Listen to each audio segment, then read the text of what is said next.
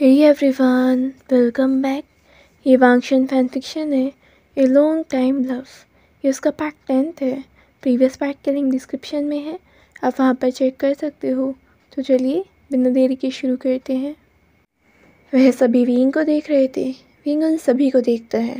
Wing सोचता है कुछ लोगों को ड्रामा देखने में बहुत मज़ा आता है, जैसे कि इस वक्त देख रहे हैं। और वांगशी को ये था कि आखिर दिखाना ही क्यों है कि विंग के पास किस चीज़ की ताकत है, इसकी ज़रूरत ही क्या है। उसके बाद विंग दिखाने के लिए तैयार हो जाता है। विंग सोचता है मैंने काफ़ी टाइम से प्रैक्टिस नहीं करी है, लेकिन मैं फिर भी काफ़ी अच्छे से कर सकता हूँ। इसलिए विंग सोचता है कि अगर वह सिर्फ थोड़ी सी पावर दिखाएगा तो इससे वह साबित भी कर देगा कि उसके पास क्या पावर है, और साथ ही उसे ज़्यादा मेहनत भी नहीं करनी पड़ेगी। विंग उस लड़की को देखता है जो कि विंग को देख रही थी। विंग की पावर डार्क पावर थी, जो कि लाइट पावर की अपोजिट होती है। ये भी रेयर होती है, लेकिन कहीं ना कहीं लोग इसे ईवल थिंग के साथ कनेक्ट कर देते हैं। सोचने के बाद कि विंग आखिर इन्हें क्या दिखा सकता है, विंग सोचता है कि वह यहाँ पर इन्हें किसी क्रिएचर का इल्यूज़न दिखा सकता है। सभी लोग जो कि इस ड्रामा को देखने के लिए तैयार थे, वांगशी, विंग और उस लड़की को छोड़कर साइड में हो जाते हैं और उन्हें वहीं बीच में रहने देते हैं और विंग को उसका मैजिक दिखाने के लिए जगह देते हैं। इसके बाद विंग गहरी सांस लेता है, थोड़ा सा पीछे हो जाता है। विंग अपने फिंगर को अपने मुंह में देता है और अपने अल्फा फैंग से ही उसे कट कर देता है। वांगशी देखता है ये सब क्या है। विंग बोलता है हमेशा आपके पास चाकू या तलवार या कोई ब्लेड नहीं होता जिससे आप कट कर सकूं। विंग की फिंगर से खून निकल रहा था। विंग उस खून से कुछ ड्रॉ करता है, अपनी आंखें बंद करता है और स्पेल को कास्ट करता है। इसके बाद वहाँ का अंदर का नज़ारा बिल्कुल चेंज हो जाता है। वहाँ पे अंधेरा हो जाता है, बिजली चमकती है और ऐसा लगता है कि वहाँ महल के अंदर ही तूफान आ गया है। सभी लोग एकदम से डर जाते हैं कि आखिर ये सब क्या हो रहा है। विंग को फील होती है कि जो स्पेल उसने कास्ट करी है वो एक्टिवेट हो चुकी है और विंग अपनी पावर को कंट्रोल करने का ट्राई करता है। विंग का सर दर्द थोड़ा सा और बढ़ जाता है। अंदर से उसे ऐसा फील होता है कि उसकी बॉडी बर्न हो रही है। विंग सोचता है ये सब क्या है, क्या मैं अपने मैना को कंट्रोल नहीं कर पा रहा हूँ। विंग अपनी आंखें खोलता है और वह देखता है कि वहाँ पर अंधेरा हो चुका है। सभी के चिल्लाने की आवाज़ आ रहे हैं क्योंकि सब लोग डर चुके हैं। विंग को स्पेल करते समय भी काफ़ी इमोशन फील हुए थे, लेकिन अब सबसे ज़्यादा फील हो रहा था तो डर का इमोशन। अब वहाँ पर सभी को दिखाई देता है और जो दिखाई देता है उसे देखकर सभी लोग और ज़्यादा हैरान हो जाते हैं। वहाँ पर एक ब्लैक वुल्फ दिखाई देता है जिसके ऊपर ब्लू कलर की स्ट्रिप थी। उसकी आंखें बिल्कुल डार्क ओशनिक ब्लू थी। इस टाइप से किसी वुल्फ को उन्होंने पहली बार देखा था, जो कि डार्क एनर्जी का इस तरह से प्रतीक फील हो रहा था। सभी लोग उसकी तरफ देख रहे थे और इतना डर चुके थे कि कुछ भी नहीं बोल पाते। विंग उन सभी को ब्लेम नहीं कर सकता था क्योंकि वह वुल्फ उन सभी की आंखों में इस तरह से देख रहा था और डेफिनेटली उन्होंने ऐसा पहले कुछ कभी देखा ही नहीं था। लेकिन विंग क्या कर सकता था। अगर विंग ये भी कहे कि ये सिर्फ एक इल्यूज़न है तो भी उसे पता है कि सब लोग इसकी प्रेजेंस को फील कर सकते हैं। जैसे ही वो दिखाई देता है अब वह गायब भी हो जाता है। विंग अभी खुद भी इसी बारे में सोच रहा था। उसे उसकी बॉडी में काफ़ी ज़्यादा चेंजेस फील होते हैं। वह देखता है कि सभी लोग उसे एक्सप्लेनेशन के लिए देखते हैं, लेकिन विंग सोचता है कि इन्हें एक्सप्लेन करने की ज़रूरत ही क्या है। विंग को उसकी बॉडी अंदर से बर्न फील हो रही थी। उसके बाद उसे उसकी चेस्ट में पेन फील होता है। विंग को समझ नहीं आता ये सब क्या हो रहा है। इसके बाद विंग ब्लड को वॉमिट कर देता है। विंग सोचता है जहाँ तक है मैंने बिल्कुल सही से स्पेल कास्ट करी है, कि स्पेल कास्टिंग का असर उल्टा उस पर हो गया है। उसने कुछ गलती कर दी है क्या। और फिर से एक और बार ब्लड को वॉमिट करने के बाद विंग वहाँ पर बेहोश हो जाता है। विंग बेहोश होने से पहले बोलता है क्या मैं मरने वाला हूँ, और उसे आकर वांगशी संभालता है। वांगशी विंग को अपनी गोद में कैरी कर लेता है, उन सभी की तरफ गुस्से में देखता है।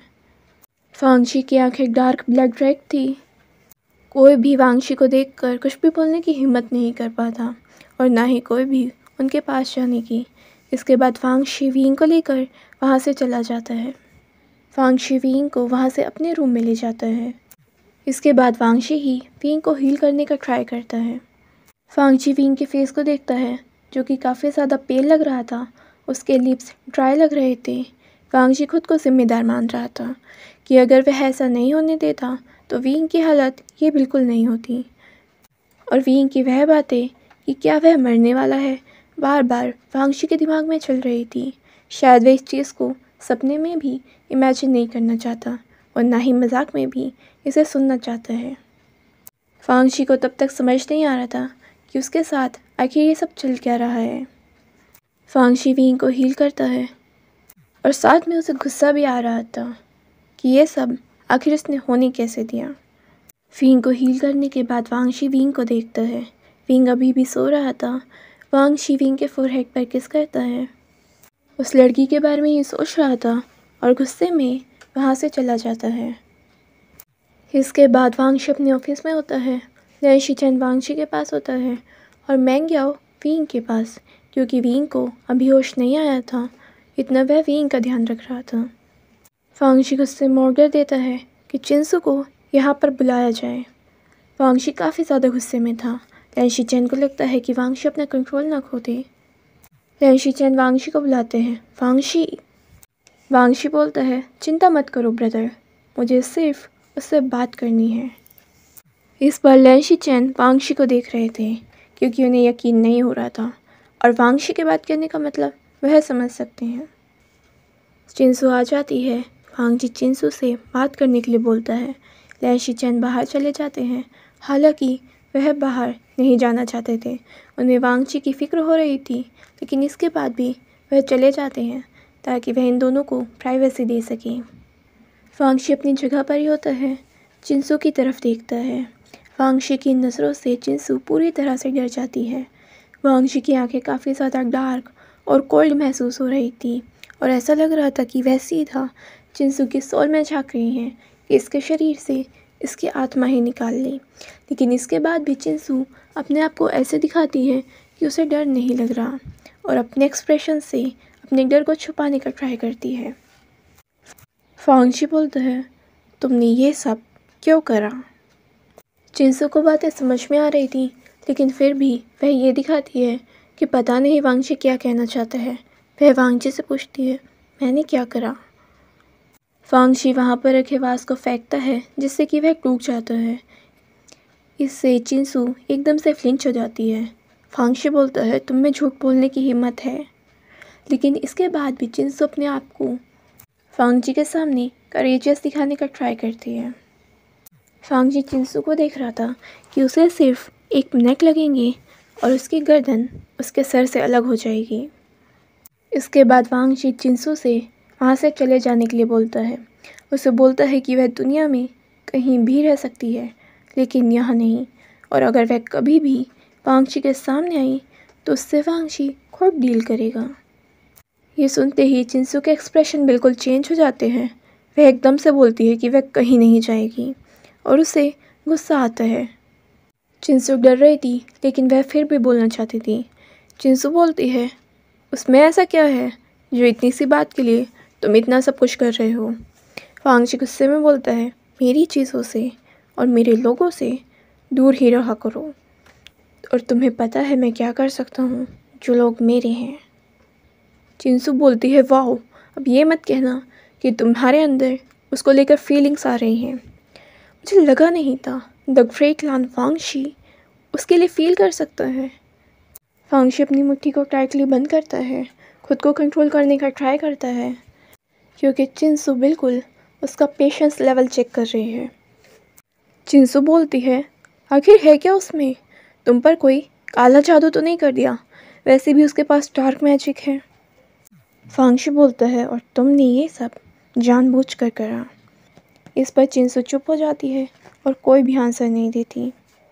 फिर एक गहरी सांस लेकर चिंसू बोलना शुरू करती है, रियली ऐसा है क्या उसमें जो अभी से ही तुम उसकी इतनी तरफदारी कर रहे हो।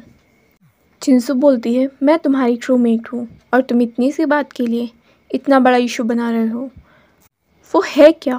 वो एक अल्फ़ा है। न तुम्हारे बच्चे हो सकते हैं और डेफिनेटली उसका ट्रूमेट भी कहीं ना कहीं होगा। तब क्या करोगे तुम अगर उसका ट्रूमेट आकर उस पर क्लेम करेगा? फांगशी उठकर चिंसू को उसकी गर्दन पे से पकड़ लेता है। फांगशी की आंखें बिल्कुल डार्क ब्लड रेड हो चुकी थी। उसके एक्सप्रेशन बिल्कुल शांत थे, लेकिन उसमें बहुत ज़्यादा गुस्सा आ रहा था चिंसू की इन सारी बातों को लेकर। पूरे रूम में वांगशी का ऑरा घुटन महसूस करा सकता था। तभी एकदम से दरवाज़ा खुलता है। वहाँ पर लैन शीचेन होते हैं। लैन शीचेन देखते हैं कि आखिर वांगशी क्या कर रहा है, और इस तरह से तो वह मर जाएगी। और वांगशी अपना कंट्रोल खो रहा है। लैन शीचेन वांगशी के पास जाते हैं। वांगशी का ऑरा सबमिसिव करा सकता था, लेकिन किसी तरह लैन शीचेन खुद को संभालते हैं, क्योंकि एक टाइम इस चीज़ का नहीं है। और वांगशी को रोकते हैं कि वांगशी इसे छोड़ो छोड़ो, वांगशी कर क्या रहे हो। लेकिन वांगशी अपना कंट्रोल पूरी तरह से ही खो चुका था। लैन शीचेन कुछ और लोगों को बुलाते हैं कि आकर वह हेल्प करे वांगशी को उस लड़की से अलग करने में। वहाँ पर सोंगलान भी आता है, जो कि लैन शीचेन की हेल्प करता है। वांगशी उस लड़की को पीछे की तरफ फेंकता है। वह ज़मीन पर गिरती है। उसके मुंह से दर्द की आवाज़ें आती हैं। उसकी आंखों से आंसू आते हैं। वह अपने हाथ को अपने गले पर लगाती है, जिस पर अब वांगशी की उंगलियों के निशान आ चुके थे। वांगशी कंट्रोल खो चुका था, तो अब उसे कोई भी बुलाए वह वापस कंट्रोल में नहीं आ रहा था। इसके बाद वह दोबारा से उस लड़की की तरफ मुड़ता है। लैन शीचेन बोलते हैं, हमें संभालना होगा, और वह किसी तरह चिंसू को वहाँ से निकलने में हेल्प करते हैं। इधर दूसरी तरफ फींग को होश आ चुका था और वह मैंग्याओ से बातें कर रहा था। फींग अपने आप को देखता है कि वह पूरी तरह से हील हो चुका है, लेकिन वह सोचता है, मुझे समझ नहीं आ रहा मेरी बॉडी के साथ आखिर प्रॉब्लम क्या हुई थी। मैंग्याओ ने वींग को बताया था कि उसे वांगशी ने हील करा है। ये सुनकर वींग के चेहरे पर छोटी सी स्माइल आ जाती है। इसके बाद वींग मैंग्याओ को देख रहा था, कुछ हुआ है क्या? मैंग्याओ नाम में सर हिलाता है, लेकिन वींग उसके चेहरे पर डिस्ट्रेस फील कर सकता था। इसके बाद वींग वहाँ से उठकर चला जाता है। मुझे कुछ ठीक फील नहीं लग रहा। मैंग्याओ वींग को रोकने का ट्राई करता है। वींग वांगशी के रूम के बाहर पहुँच जाता है। उसे वहाँ पर चिल्लाने और चीखने की आवाज़ आती है। तभी वह कुछ लोगों को वहाँ से भागते हुए देखता है। सोंगलांग चिंसू को किसी तरह बाहर ले आता है। फींग देखता है उसके गर्दन पर निशान, और ये सब किसने करा। फींग एक पर्सन का हाथ पकड़ लेता है कि यहाँ पे हो क्या रहा है। वह पर्सन वींग से बोलता है, अल्फ़ा अंदर है, लेकिन आपको यहाँ नहीं होना चाहिए। उन्होंने अपना कंट्रोल खो दिया है। और वह पर्सन काफ़ी ज़्यादा पैनिक कर रहा था, लेकिन वींग अंदर चला जाता है। वह देखता है कि वहाँ पर लैन शीचेन और कुछ और लोग हैं, लेकिन उसकी नज़र जाती है कि वहाँ पर एक ब्लैक वुल्फ है, और उसके ऊपर वैसे ही डार्क ब्लू स्ट्रिप्स हैं, जैसा कि वींग ने इल्यूज़न में दिखा दिया था, और उसकी आंखें डार्क ओशनिक ब्लू हैं। वींग एकदम से उसकी तरफ देखकर बोलता है, वांगशी। सभी की नज़रें और उस वुल्फ की नज़रें वींग की तरफ जाती हैं। लैन शीचेन बोलते हैं, वींग तुम्हें यहाँ नहीं होना चाहिए, वांगशी अपने कंट्रोल में नहीं है, चलो यहाँ से। लेकिन वींग जाने के लिए मना कर देता है। लैन शीचेन बोलते हैं, वींग ये बेवकूफ़ी है। वींग बोलता है, नहीं, और वांगशी की तरफ देख रहा था, जो कि धीरे धीरे वींग की तरफ बढ़ने लगता है। तो फ्रेंड्स, आज के लिए बस इतना ही। अगर आपको ये पार्ट पसंद आया है तो प्लीज़ वीडियो को लाइक कर दीजिए, और चैनल नहीं किया सब्सक्राइब तो प्लीज़ कर दीजिए। Thank you.